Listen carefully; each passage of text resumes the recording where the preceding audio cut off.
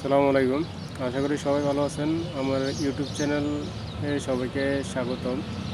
তো যারা ইউটিউব চ্যানেলে দেখতেছেন সবাই ইউটিউব চ্যানেল সাবস্ক্রাইব করবেন, এবং যারা আপনার ফেসবুক পেজে দেখতেছেন তারা ফেসবুক পেজটি ফলো করবেন।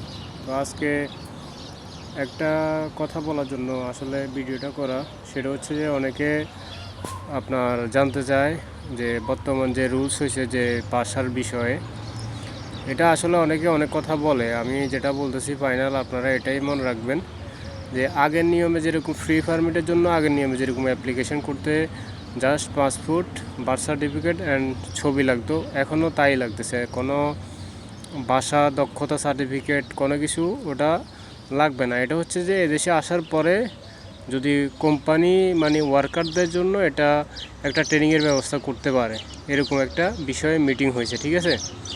বাট অনেকে বলতেছে ভাই ভাষা ছাড়া আসা যাবে না, ভাষা শিক্ষা ছাড়া, ভাষা সার্টিফিকেট ছাড়া আসা যাবে না। এটা আসলে সম্পূর্ণ ভুল কথা। আপনারা এটা নিয়ে এত টেনশনে পড়ারও কিছু নাই।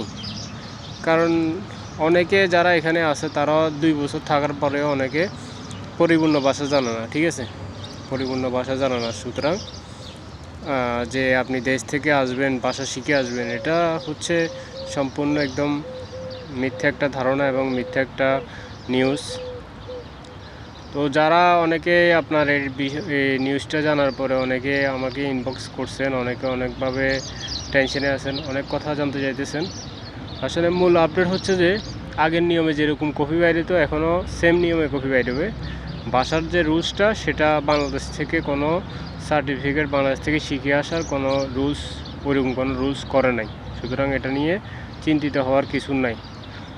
আর কাজের দক্ষতা সার্টিফিকেট, যেটা কাজের দক্ষতা সার্টিফিকেট, এটা অনেক কোম্পানি আপনার যারা ওয়ার্কার আনে তারা কাজের ভিডিও চায়, কাজের ভিডিও যখন চায় ওটা ঠিক আছে, কাজের ভিডিওটা ঠিক আছে, কাজের ভিডিওটা আপনার চাইতে পারে।